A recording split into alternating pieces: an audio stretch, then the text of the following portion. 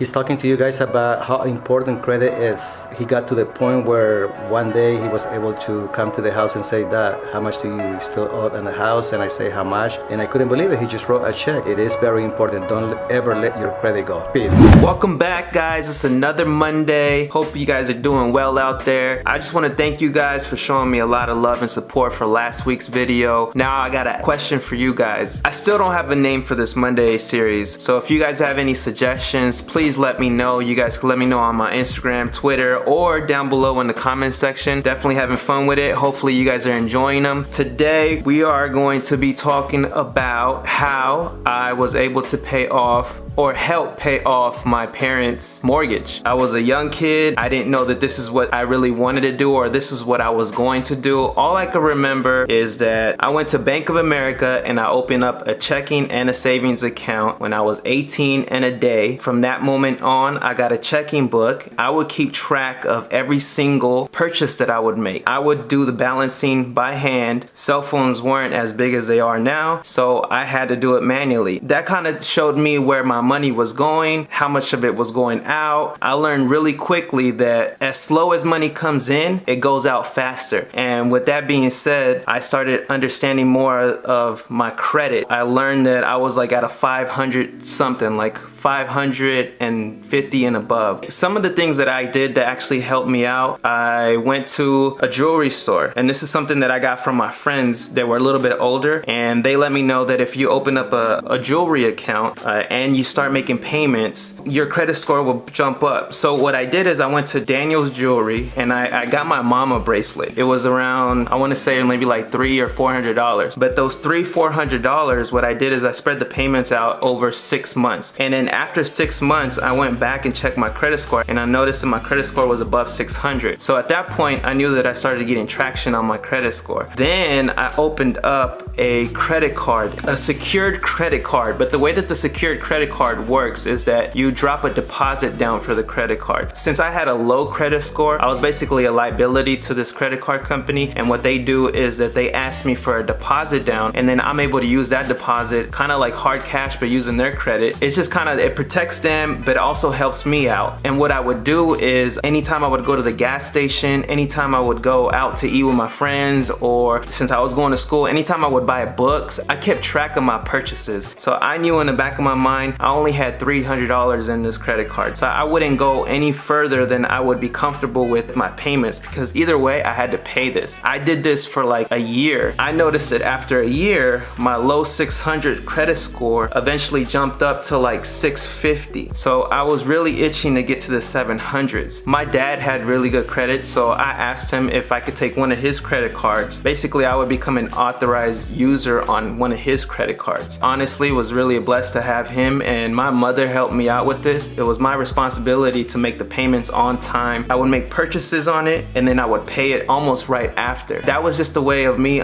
like knowing exactly what I was spending was getting paid. I did this for another couple years. By the time I was like 23, I believe my credit score was somewhere around like in the sevens for sure. This type of technique that I use not only helped my credit score, but me understanding money at that point, I started saving. I was able to save enough money to get a loan, and then at the same time have enough money to put a down payment on a home. Through that process, I was able to give my parents a check, which ended up being what they owed on their mortgage, and I was able to hand it to them and give it to them, and that was my way of thanking them for helping me get to a certain point where I could never imagine. If you could take anything away from this, especially for the younger viewers, and now you guys don't have to pay your parents' home off. You could buy yourself a car, you could buy yourself a home, but my suggestion and my advice to you guys is to protect your credit. There's gonna come a point where you're gonna wanna buy something, or you're gonna wanna get something that's expensive, and a lot of us don't have that type of money just to drop it off. But what you do have and what you could have is credit. I just wanna make sure that I share this with you guys, especially the young viewers, because I feel like it'll be extremely helpful, and maybe some of the older viewers as well.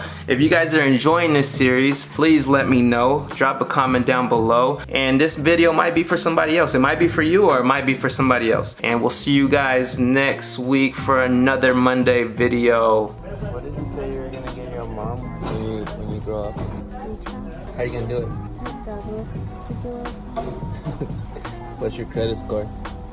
5.5. You gotta work on it. I don't even have credit cards. I only have gift cards.